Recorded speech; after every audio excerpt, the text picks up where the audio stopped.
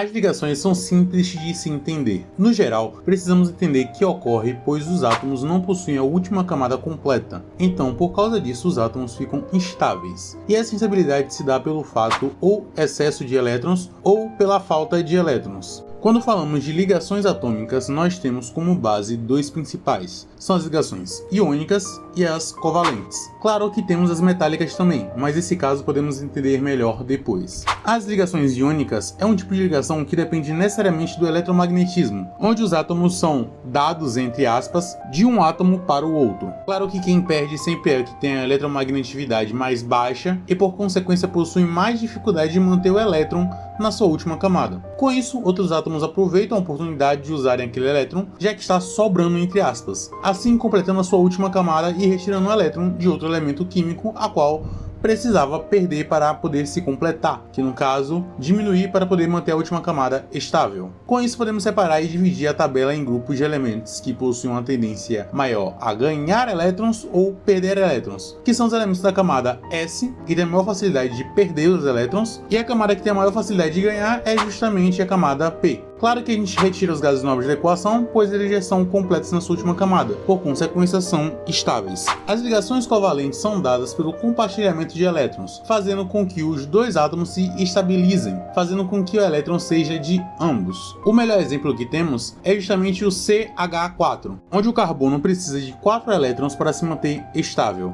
já o hidrogênio somente 1. Então a ligação entre os dois seria muito benéfica para ambos os lados, pois a eletronegatividade de ambos são muito próximas. Com isso temos uma pergunta: como um único elemento químico consegue poder ter várias formas de se apresentar? Qual a diferença entre o carvão vegetal e o mineral? Ou qual a diferença entre os carvões para o diamante? A resposta está na organização das moléculas. Afinal, a ligação covalente permite que a molécula possa ser ligada de formas diferentes dependendo de cada caso, pois elas possuem polaridades. Os elementos químicos que sofrem com isso chamamos de polimorfismo, que é o fenômeno onde um único elétron químico forma duas ou mais substâncias diferentes. No caso do carbono, é um clássico estudado. Quando entramos nesse assunto, notamos que o carbono possui várias formas, sendo ele o diamante. Cada átomo de carbono está ligado a 4 outros átomos de carbono também. O grafita, os átomos de carbono se ligam de modo que formam lâminas com hexágonos de carbono. E os fluorenos são variações descobertas em 1984, têm formas esféricas que têm características de lubrificantes. Hidronização é o processo de formação de órbitas eletrônicas híbridos.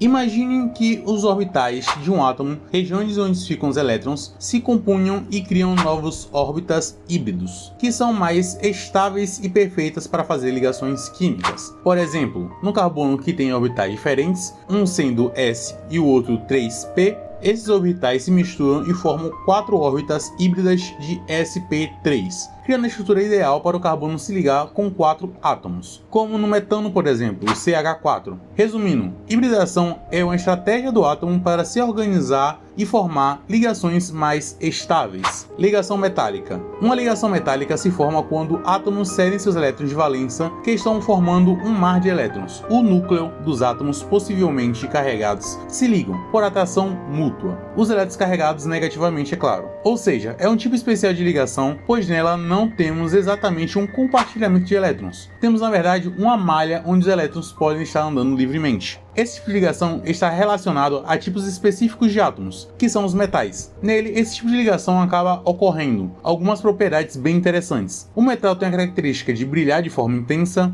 resiste a altas temperaturas, se mantém em estado sólido na temperatura ambiente e se deforma, porém não se rompe facilmente, além de serem condutores elétricos.